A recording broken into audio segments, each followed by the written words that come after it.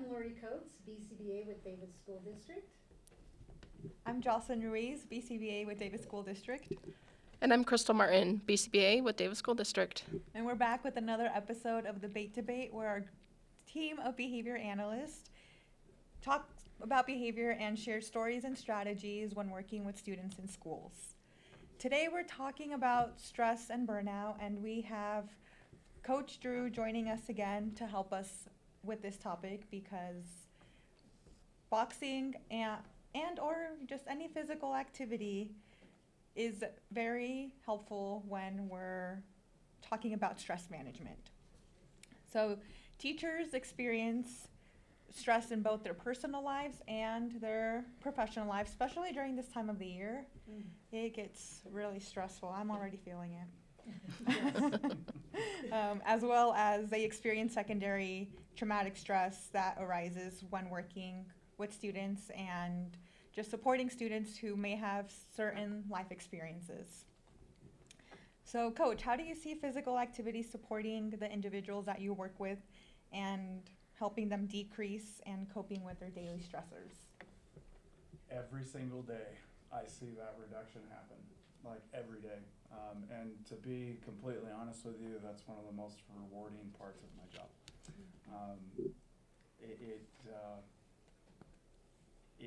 It literally is, my whole design behind coaching is to try to improve your life one way or another. That's why I started boxing. That's why I started coaching. That's why I decided to go from being a ASC certified mechanic working in the automotive world my entire life to becoming a business owner and starting a boxing gym, was to give every single person that walks in my door the same opportunity that boxing gave me. And at the time that I found boxing, I could not have been in a more stressful part of my life. It was during the 2008, 2009 economic hardship. And so for those who are old enough to remember that, you can remember that it was very, very hard on a lot of people. And so I basically had to start over coming to Utah. And during that transition, I found boxing. And boxing did nothing but change everything of a person of who I am. It changed my outlook on life. It changed how I see things, how I perceive things, how I manage my stress. And there's nothing more rewarding than seeing somebody who's come in from a stressful day, which I've seen both of you guys come in a number of times from a stressful day, and then walk out of there an hour later with a smile on your face, feeling relieved, and just, so yeah, I think just boxing in general, I think all sports, like you said, can definitely help that, but I think boxing has that one leg up where you actually get to hit stuff and you're not going to get in trouble for it. And so it's going to be really, really nice and cathartic to just let that go. I was going to say that. There are some days when the bag gets hit a little harder. And that actually is why we joined boxing, is we were very stressed out during, may have been, I don't know, I don't remember quite when we joined, but It's almost 2 years now. yeah, we were very stressed and looking for an outlet, and we're like, hey, we should try boxing. And yeah, here we are 2 years later. Yeah, Nice. in the bag. Yeah. Nice. When I think about stress in schools and we think about how it can affect our students, I think that often ends up being like mislabeled as noncompliance. And so as we think about how we can support the students and teach them, I think there's a balance between pushing them to do a little bit more, but also recognizing their needs. And as we've talked about a little bit, that we know teachers have a lot of stress that they're trying to work through. And, you know, if it's unmanaged for them, it may come out in snapping at a student or just being stressed and like wanting to avoid certain times of day or certain students. So thinking about kind of that and, you know, where stress is helpful or not, what are some signs that you kind of see when stress is no longer productive? Oh, that's a good question. That might be a little bit more difficult for me to answer because in my class or in the environment of the gym, we kind of welcome the stress so that you can relieve it inside the gym. Right. And because in school where a teacher is more of looked at as an authority figure as opposed to your coach who's here to help you, who's gonna, be more friends to you. It's not that dynamic, right? Where like you mentioned, a teacher could have the stresses that are going on from the job and the kids and the managing of everything, and then they kind of, snap a little bit. That relates more to me, not in like a coaching aspect, but in my entrepreneurship and running a business. The amount of people that I manage, the amount of cities that I work with, and different managers and the corporate level and those kinds of things can absolutely be stressful. The way I kind of manage them, one is I have a boxing gym that I get to go to. Yeah. But I also have been working on myself for a number of years, and my biggest thing that I try to work on, until the advice that I can give to the teachers that might be struggling with this, is take a deep breath, take a step back, come to it later, come back to it later, right? Like, these are things, I'm not a teacher in an environment, so I it's hard to, in the middle of a classroom, go, I'm gonna take a time out and go walk out. Like, I Right, understand right. those are things that can't happen. But I have an amazing business partner who's also my friend, and so I get the opportunity to learn from him and to try to manage my stresses, but I also have that outlet where he is okay, because he is my friend, to vent to him too.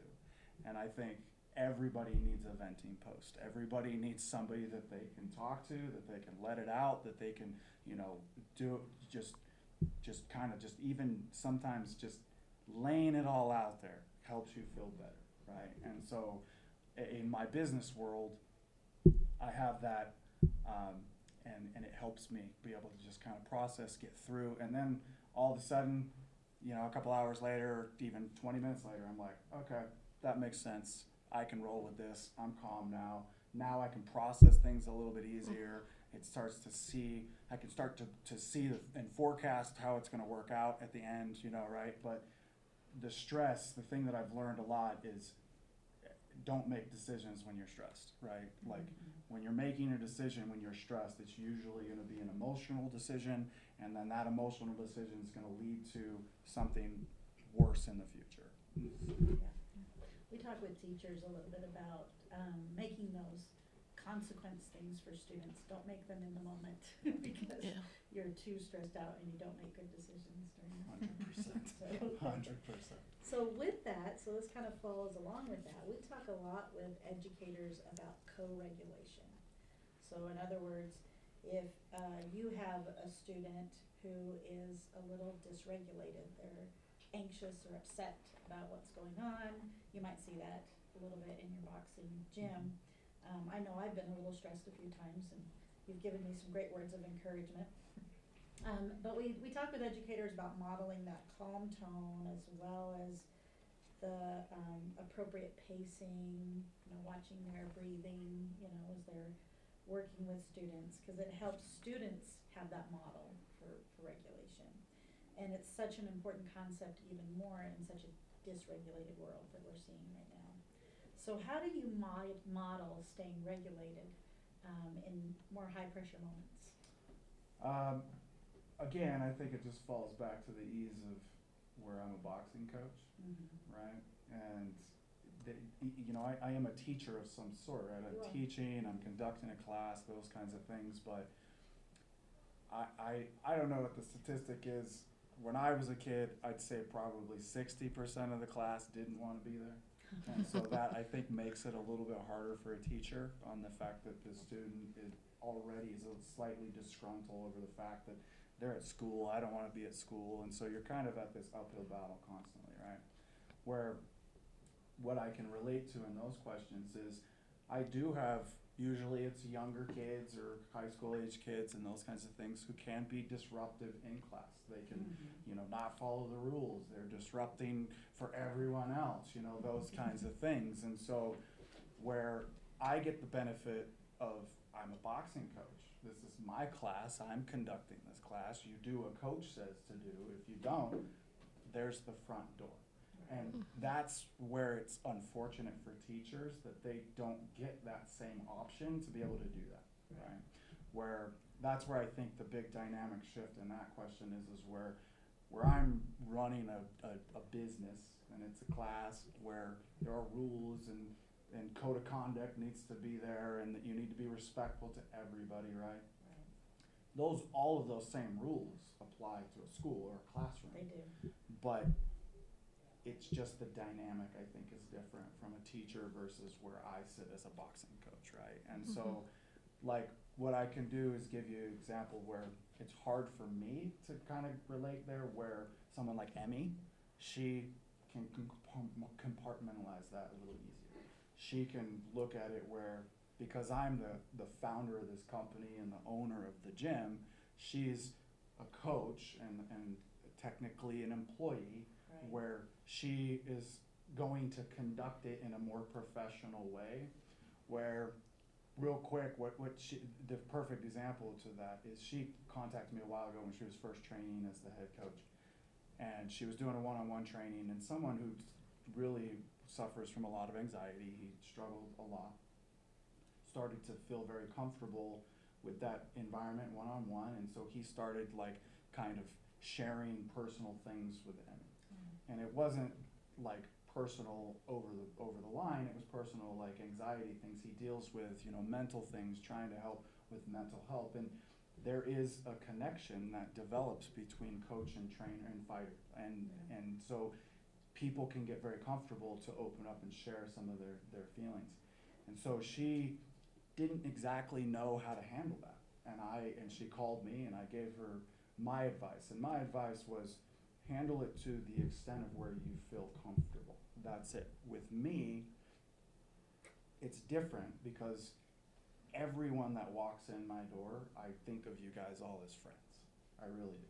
And that's where I think it also makes it easier for me to give you the advice or the feedback or have, to get to know you guys and to ask you questions about your life, because I really do think of you as friends, not just members. You are part of my Legends tribe. And so if you need advice, if you need to talk, right? Like, I'm happy to be that shoulder. I'm happy to give you my advice. I'm happy to let you kind of dump and vent, right? Like, I'm always okay with that. And I think over the years of being a coach, that's just kind of how I've coached always, right? I've kind of always been that way. And so it's just very easy for me to do that. And so I just give them the advice of, go to the comfort, right? But also don't let it go over the boundary. And so, like with teachers, it's like there is a way you can speak to them. There's a tone you can speak to them. There are, things you can do, but you can also not enable, and you can hold them accountable to what needs to be done and how you conduct themselves and those kinds of things, right? Just to an extent where I can maybe take it a little bit beyond that extent, right? Yeah. Well, I think, your idea of talking about friends, teachers aren't necessarily friends with their students, but they want them to like them, right? And they want them to have that relationship. And so, which we often in our podcast go back to, what's your relationship with the student? What kind of relationship have you built? And that creates the climate to be able to deal with everything. Very well said. Yeah. Perfect. All right, so stress management isn't a single strategy. It's a routine that we need to work towards building, and something that we hope to work in helping our students develop, as well as educators develop those routines as well. And we hear the term self-care thrown out a lot, which in and of itself can be stressful, because then people think, well, when do I have the time to do self-care when I have all of these other things that are requiring my attention? But it's important that we be intentional about building these routines into our schedule so that we can bring our best selves to the table and to work. Lorie and I talk about this also often, in that having this routine where we go to Legends has helped us better in our work and in our lives, especially in the mornings. We talk about how after class we feel sharper and more ready to take on whatever comes in our day, because after doing dragon walks, we can do anything. That's true. Yeah. Now everyone's gonna go Google dragon walks. What are these guys doing? Yeah. But really, after we've done those hard things in the morning, we feel like we can do anything else hard that comes out in our day. So how do you help people work towards building a routine that can help them with their stress management? Well, first I think it starts with providing opportunity for them, right? Like, so class schedule, that's one. It's not about me, and who cares that I don't wanna get up at 3 o'clock in the morning? It's about you guys, right? And so having a 5:30 a.m. class to give people the option to get their stuff done in the morning and then get going for the rest of their day, that's part of it, right? So providing a schedule that gives people the opportunity. So that's number one. Number two, I think the way that we adhere to our core values, conduct ourselves, I think that class environment, I might be a little biased, but I think that you guys can feel the difference from if you were to walk into maybe like a VASA or a Burn Boot Camp or a Orange Theory or something like that, where the environment is different, which helps kind of encourage you to want to come back. But also the fact that day one, even if you were doing dragon walks on day one, I wasn't making you do all 3 of them, and I was allowing you to take a break, and I was giving you different like modifications or something else to do, right? Like I remember when we first met, I was giving you different knee stretches to do to help your knees, to try to loosen them up, right? So it's things like that that kind of is like, oh wow, cool, I am getting all of this stuff that's helping me, which kind of gives you that motivation to want to come back. But I think the motivation for everybody coming back is it gets built up in yourselves, just like how you guys said. I was able to do this. I was able to accomplish this. I got this done. I'm still here. I'm good enough to come back the next day, right? So when you're talking about, you know, how do I, you know, self-care, right? Like when you said that, like how do I make time for self-care when I have everything else going on? And my whole philosophy for all of that self-care, no matter what it is that you're doing in life, it's a matter of prioritizing. If you want it bad enough, you will prioritize it. You will make it a part of your life. You will adjust something else. You'll get rid of this negative thing so that you can put this positive thing in, right? So I think that it's a matter of the individual making it a priority, and then they'll figure it out. They'll find a way. Just like you guys just explained 5 minutes ago. Oh, you're coaching Wednesdays now? Okay, maybe we'll come Tuesday, Wednesday, Friday instead of, you know, like this, right? Like you prioritized it to where now, yeah, I'm gonna come 3 days a week now, and I'm gonna hit it on these days to make sure I get my best coaches that I like to go to, right? So you've made it a priority. I think if everybody takes that advice in any part of their life, any aspect, doesn't matter if it's self-care or if it's, you know, trying to make $1 million. Like if you prioritize that plan, you will make it happen. That was kind of my last question really, was what is the one stress management thing that everybody should know? And it sounds like prioritizing you and prioritizing yourself is such a critical piece of stress management. 100%. Like again, as a business owner, and I tell all my staff this, like most everybody, you guys know I love golf. I'm, you know, golfing all the time. But to me, where like my business partner, for example, he's a very high level entrepreneur. He's been in, you know, business for 40 years, and he is incredibly intelligent, but his way of disconnecting and unplugging is like going to the Bahamas for 10 days and then coming back. That kinds of stuff, right? Yeah, it sounds amazing, right? Now, my kind of priority is not that at all. It's sometimes the best thing that I can be doing for my business is playing golf right now. Sometimes the best thing that I can do for my business is to be on a headset playing video games with my son. Not working, not putting myself in front of a computer, not coaching a class, because I need to be better when I come back from doing what it is that I'm doing. So 2 to 4 hours of me out there playing golf, when I'm done with that, I am plugged, ready in to go back to work again. So critical, that self-care, even though we hate to hear it sometimes. Yeah, and a lot of times we get anxious or nervous because we're like, our brain's telling us we should be doing something else. Like, oh, you've got these priorities to get done, right? Well, in that moment, if I were doing those things, I probably would not be doing them as effective as if I were to come back to them after I've decompressed, after I'm in the right mindset, after I'm in the right emotional set, and then now I'm probably gonna get this job done way better than if I were to try to do it only 50% of my capability. Yeah, yeah, absolutely. Thank you so much, and thanks, Drew, for joining us. Thank you, guys. Yeah. Thank you for joining us for the Bake to Bake today. We got to talk a little bit more about stress management and ways that we can maybe look at self-care a little bit differently so that we can become our best selves, no matter whether we're bringing ourselves to the classroom or any job that we're bringing ourselves to. Remember that we will have many more topics to cover throughout the year to keep you and your educator friends reeled in, and like and share on all the platforms, and we'll catch you next round.